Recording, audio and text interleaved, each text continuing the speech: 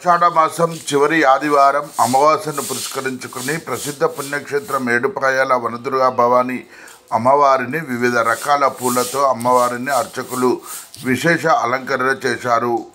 తెల్లవారుజామున 4 గంటలకే అర్చకులు అమ్మవారికి పంచామృతాలు, పండ్ల రసాలతో అభిషేకం, ప్రత్యేక పూజలు నిర్వహించారు. అనంతరం వివిధ రకాల పూలతో ఆలయ అర్చకులు లక్ష పుష్పార్చన అంగరంగ వైభవంగా జరిగింది. ఆలయ గర్భగుడి ముందు ఉన్న మాంజన నది పాయలో తెల్లవారుజాము నుంచి భక్తులు నది స్నానం ఆచరించి అమ్మవారిని దర్శించుకొని మొక్కులు చెల్లించుకుంటున్నారు. ఆదివారం సెలవు దినం కావడంతో అమ్మవారి వద్దకు భక్తులు అధిక సంఖ్యలో రావడం జరుగుతుంది. ఆషాఢ మాసం అమావాస్య రోజున అమ్మవారిని దర్శించుకోవడం వలన కోరిన కోరికలు సిద్ధిస్తాయని భక్తుల ప్రగాఢ విశ్వాసం.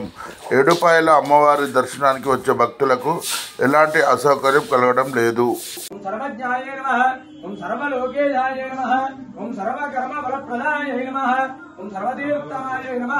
पुण्याय नमः ओम देवयोनिये नमः मयोनिजाय नमः ओम भूमिजाय नमः ओम निर्गुणाय नमः ओम निराकाराय नमः ओम सर्वगर्भवर्तिन्ये नमः ओम सर्वलोकप्रियाय नमः ओम महामात्रे नमः ओम कल्पाय नमः ओम कराय नमः ओम कृष्णमिंगलाय नमः वनदुर्गा देवताय नमः नानाविध हरिमलपत्र पुष्पाणिं समर्पयामि.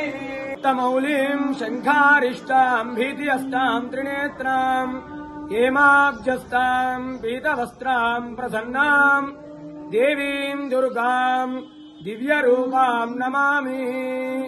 శ్రీ ఏడుపాయల వనదుర్గా భవానీ దేవస్థానం తెలంగాణ రాష్ట్రంలోనే ఎంతో ప్రసిద్ధమైనటువంటి క్షేత్రము ఏడుపాయలు.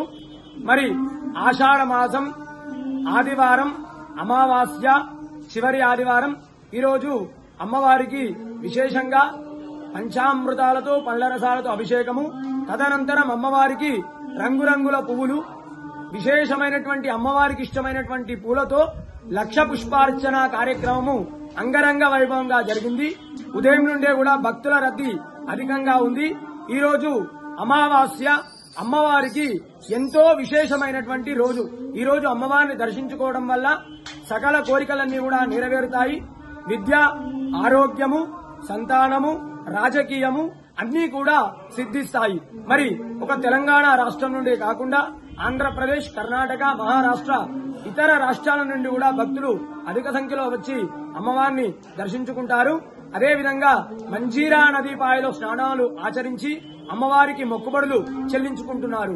వనదుర్గా మాతాకి జై.